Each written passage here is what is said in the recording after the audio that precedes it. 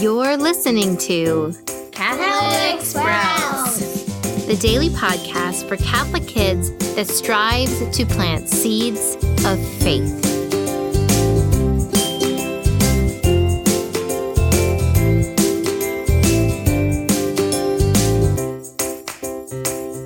Hey there, Sprouts. Today is Tuesday, October 22nd, 2019. It is also the feast day of a great saint. Today is the feast day of Pope St. John Paul II. Now, you probably know about Pope St. John Paul II. He is a modern saint.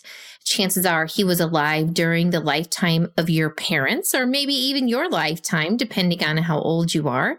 He was a Polish man who answered a call to the priesthood, became a bishop, an archbishop, and at the surprise to nearly everyone, he was named Pope. He served as Pope for many years. He visited many countries. He gave us the luminous mysteries of the Rosary. And above all, he depended on saying his daily rosary and his close, intimate relationship with the Holy Mother of God, Mary. So please remember to pray through the intercession of Pope St. John Paul the Great today. He is a powerful intercessor, and he is our Holy Father still, who cares very much about every member of this church. Now, this week on the Catholic Sprouts podcast, we are talking about the second gift of the Holy Spirit, which is piety.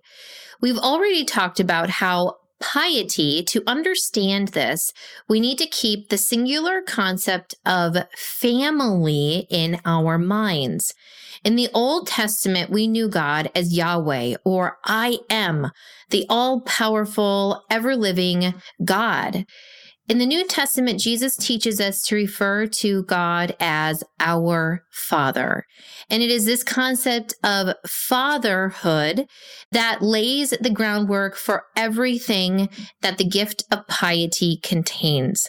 So we're going to talk about three elements of family found in the gift of piety this week. We'll talk about the first one today, which is God as Father. Tomorrow, we're going to talk about how we need to be holy children of God.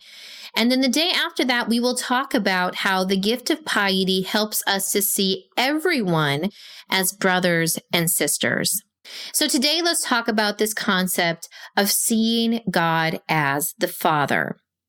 Now, here is something I want you to think about and contrast in your mind. Imagine that you are a slave. Now, thankfully, we don't have slaves in this country today, but slavery is something that unfortunately has happened many times in history. When someone is a slave, they are purchased and they are no longer seen as a human being. They are seen as an object that someone else owns. And since at least they think someone else owns them, the slave is forced to do what the master orders. They don't have a choice. They obey because they have to. Now, imagine instead that you are a beloved child. You are not a slave. You are completely free. You have been born into a family where you have a loving father. He loves you. He sacrifices for you. He's taken the time to get to know you and spend time with you. Now, you also are obedient to your father when he tells you to take out the trash or study for your math test or not do something that you're about to do. You obey. Now, you can probably guess that the reason why you obey in these two situations is completely different. A slave obeys because they have to. Their life might be in danger if they don't obey their master. But why does a son obey his father? Well, a son obeys because they believe and they know that the father wants what is best for them. Even though they might not agree, maybe they don't really want to take the trash out or they don't really want to study for this math test. They do it anyways because they know that the Father has their best intentions in mind and that the Father really does love them. A master simply has power over a servant. A father loves. So this is the gift of piety. Through the gift of the Holy Spirit, the gift of piety, we are able to see clearly the nature of God. He is not up there commanding us, controlling us, giving us lots of rules to make us miserable. No, He's up there loving us. The rules that we have from God, whether they are rules from the 10 Commandments or rules that we find in our Catholic Catechism, are there to help us be happy. To be happy in this life by not falling into sin, and to be happy in the next life in heaven. Now, this gift of seeing God as a Father translates into the true gift of piety when we go to worship. A pious person, we usually picture them in the act of worship. Now, what does worship have to do with seeing God as a Father? Well, it has everything to do with it.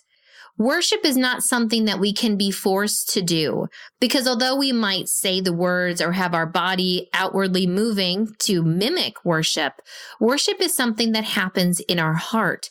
It is something that happens inside of us. It is a secret, quiet gift inside of us that we give out of love.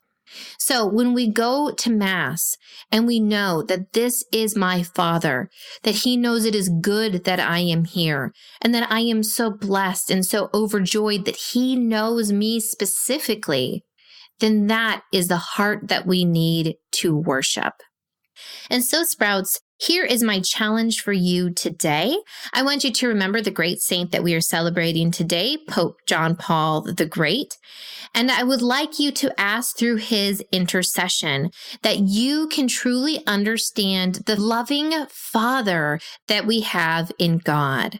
Ask him to really show you that. Remember, Pope St. John Paul II, he lost his father when he was still a young man, and he truly did find a wonderful father relationship in God. Ask his intercession that you too might receive the gift of the Holy Spirit of piety and also really find God as your Father. That's it for Catholic Sprouts today. We'll be back tomorrow, but until then, continue to grow in your faith and truly sprout into the beautiful creation that God created you to be.